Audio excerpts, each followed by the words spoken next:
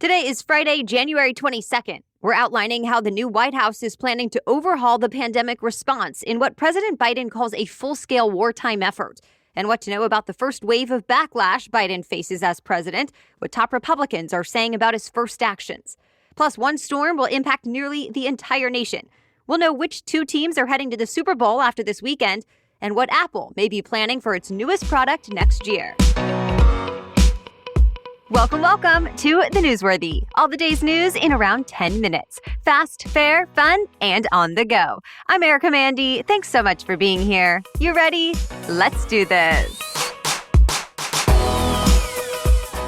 President Joe Biden is overhauling the COVID-19 pandemic response. Biden signed another 10 executive orders in what he called a full-scale wartime effort. One order tells agencies to use the Defense Production Act. Remember, that's the law that allows the White House to order private companies to do something for the good of the country. This time, Biden says it can be used to boost supplies like N95 masks, testing supplies, therapeutic drugs, and vaccines. Some of the other orders are to open vaccination centers in schools and government buildings, direct more studies and trials of COVID-19 treatments, require masks on planes, trains, and buses, as well as in airports, and make sure all international travelers can show a negative COVID-19 test before flying into the U.S. Plus, Biden wants to offer more guidance to schools on reopening and create a health equity task force to make sure underserved communities are treated more fairly. The New York Times says Biden's initiatives are getting some mixed reactions. Some experts say it's overly optimistic, but others don't think it's ambitious enough. Overall, Axios explains Biden's plans are meant to give the U.S. a more standardized approach to fighting COVID-19 all across the country. In contrast, the Trump administration let state governors and health departments coordinate most of their own logistics. One thing that stayed the same, Dr. Anthony Fauci is still the nation's top infectious disease expert, and he had his first briefing under the Biden administration yesterday. He confessed he feels what he called liberated under Biden, since he's able to talk about science without fearing backlash. But he also said it's good they're building on at least some ideas from the previous administration instead of trying to start from scratch. Some top Republicans in Congress are taking issue with some of President Biden's day one actions. Senate Minority Leader Mitch McConnell said Biden has headed in the wrong direction. For example, he doesn't like Biden's move to kill the Keystone XL pipeline that would have carried oil from Canada to the U.S., while environmentalists and Native American tribes are glad it's gone, saying it would damage their lands and kill local wildlife. Conservatives like McConnell think the move will hurt the oil and gas industry and more than 1,000 jobs will be lost. Government officials in Canada, including the Prime Minister, shared their disappointment as well. McConnell also took aim at Biden's decision to rejoin the Paris Climate Agreement. Remember, that's the international deal with the goal of lowering greenhouse gases worldwide. Biden and other supporters feel it's needed to avoid the most devastating impacts of global warming. But members of the GOP say the agreement will impact manufacturing jobs and unfairly hold the U.S. to higher standards than other countries like China or India. In fact, Senator Ted Cruz posted on Twitter that Biden is more interested in the citizens of Paris than Pittsburgh. Though it is worth noting, it's only called the Paris Agreement because that's where world leaders first negotiated and signed the deal back in 2015. One more thing. You know how Biden has been calling for another huge COVID-19 relief package worth nearly $2 trillion? He calls it necessary to heal the nation, literally, and to heal the economy. Well, that's also expected to face some hurdles in Congress. Even moderate Republicans like Senator Mitt Romney have pointed out they're in no rush to approve more aid since Congress just passed the last $900 billion package last month. To be continued. Even though former President Donald Trump is out of office, he's busy focusing on his upcoming Senate impeachment trial. As you know, the House impeached Trump the second time earlier this month, charging him with inciting the violent mob that invaded the U.S. Capitol. But the Senate still has to hear arguments for and against it and decide whether to convict. Well, now Reuters reports Trump hired a South Carolina-based lawyer named Butch Bowers to represent him. Bowers represented former Republican governors in ethics hearings in the past, and he served the U.S. Justice Department under former President George W. Bush. As far as when the trial might start, Senate Minority Leader Mitch McConnell is pushing for mid to late February. The LA Times reports McConnell wants to give Trump the time to prepare his defense. So far, no response from Democrats on that timing. More than a dozen people are now facing criminal charges for violent protests in Portland, Oregon, and Seattle, Washington, back on Inauguration Day. Immigration offices and other buildings were vandalized in both cities. In Seattle, the crowd burned American flags on the street and a group chanted, "No cops, no prisons." Others tore plywood coverings off windows and smashed them. In Portland, about 150 people broke windows at the state's Democratic headquarters, and some even threw rocks, bottles, and pepper spray toward police officers. At this point, it's not clear if the Seattle and Portland groups are linked, but authorities are investigating. Over the next few days, one storm system is expected to have a big impact on much of the United States. Today, forecasters say it'll bring some much-needed rain and cooler temperatures to the West Coast, and there's a chance of snow in the mountains outside Los Angeles and San Diego. Come Saturday, ABC News reports that same storm will move into the middle of the country. Heavy snow will blanket the plains into the Great Lakes. To the south, this cold front is going to bring severe thunderstorms in Texas and Oklahoma. And eventually, this system will head east. When it gets into New England, wind chills could dip below zero. And East Coast snow is expected this Sunday into Monday.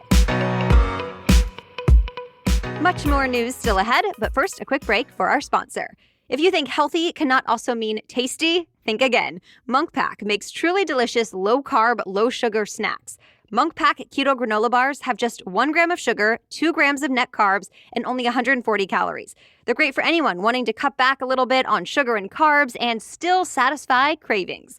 And I know, with so much news happening, we have stayed busy here at The Newsworthy, so I love having Munk Pack Keto Granola Bars on hand for a quick, easy, healthy snack. They taste great and have this perfect soft and chewy texture. So try it for yourself and you'll see. And we have a special deal for our listeners. Get 20% off your first purchase of any Munk Pack product by visiting monkpack.com and entering our code Newsworthy at checkout. And Munk Pack is so confident in their product, it's backed with a 100% satisfaction guarantee. So if you don't like it for any reason, they'll exchange the product or refund your money, whichever you prefer. To get started, just go to monkpack.com. That's MUNKPACK, monkpack.com, and select any product, enter the code Newsworthy at checkout, and save 20% off your purchase. Okay, now back to the news. It's a big weekend for the NFL. Both the AFC and NFC championships are happening this Sunday. These two games will decide which teams make it to the Super Bowl this year, so there's definitely a lot on the line. In the NFC game, Aaron Rodgers and the Green Bay Packers will take on Tom Brady and the Tampa Bay Buccaneers. As USA Today reports, this will be the first time Rodgers and Brady will square off in the playoffs, even though they've both been two of the top quarterbacks in the league the last 15 years. Later on Sunday, the Buffalo Bills will play the Kansas City Chiefs for the AFC Championship title. Patrick Mahomes and the Kansas City Chiefs are the reigning Super Bowl champs.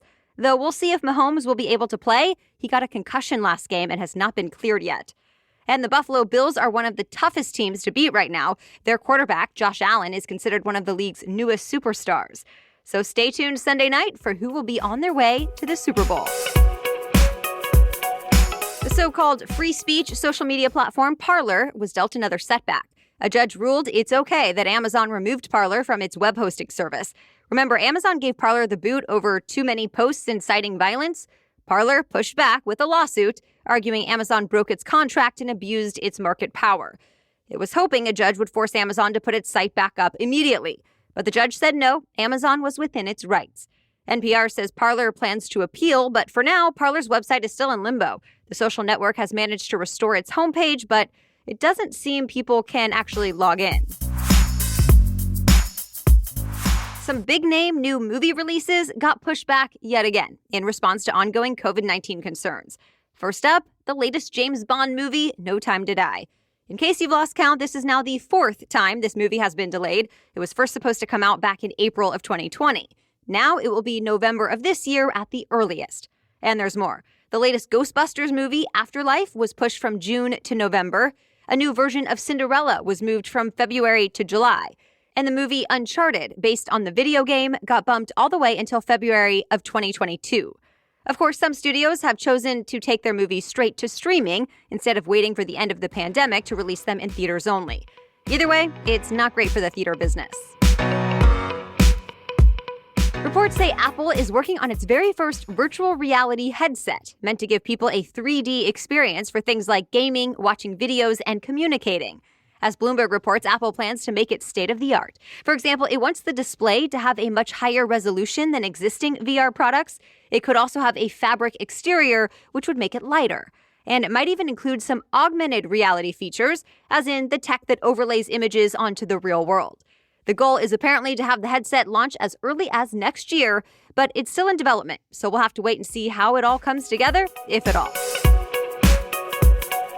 And that's it for the main news today, but now it's time for Feel Good Friday, when we bring you one extra feel-good or positive news story before the weekend. But first, this episode is brought to you by 1010. You may have heard us talk about it or read about it in the New York Times, InStyle magazine, or Forbes, but we're excited to partner with them because 1010 is an exclusive collection of 10 one-of-a-kind engagement rings designed by 10 of the most distinctive designers working today.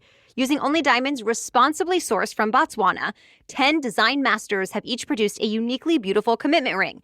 They're available right now exclusively on BlueNile.com, and when they're gone, they're gone. We all know that the diamond engagement ring is iconic. It's a timeless expression of the deepest commitment between two people, and with 1010, it's been beautifully re-envisioned in the hands of 10 modern designers working exclusively with sustainably sourced diamonds. So if you're on the hunt for the perfect, unique ring to wear forever, you're definitely going to want to check this out. Again, this exciting limited edition collection of diamond engagement rings just launched, and you can find it exclusively at BlueNile.com. And now back to Feel Good Friday.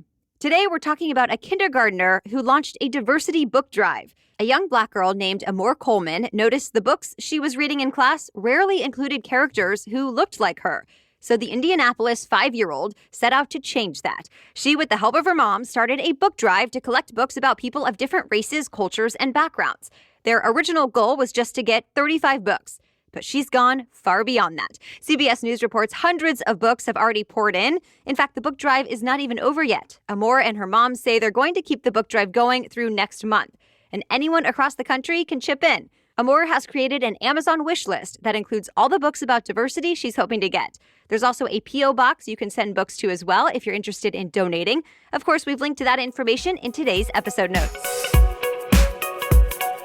Before you go today, I want to let you know we are once again paying you to share the newsworthy with your friends. And this time, for every friend you refer who checks out the show, we'll pay you $1 up to $100. One of the most important things we can do to keep this show going is to make sure we're always growing our audience. Well, there's no one better than you, our loyal listeners, to become our ambassadors and help spread the word. And we want to reward you to do it. This is an experiment we're running through the end of January, so sign up now and share with your friends through the end of the month. Just go to refer.fm/newsworthy. That's refer, R-E-F-E-R, refer.fm/newsworthy to sign up. Okay, we'll be back with our special edition Saturday episode tomorrow and another news roundup on Monday. Until then, have a great day.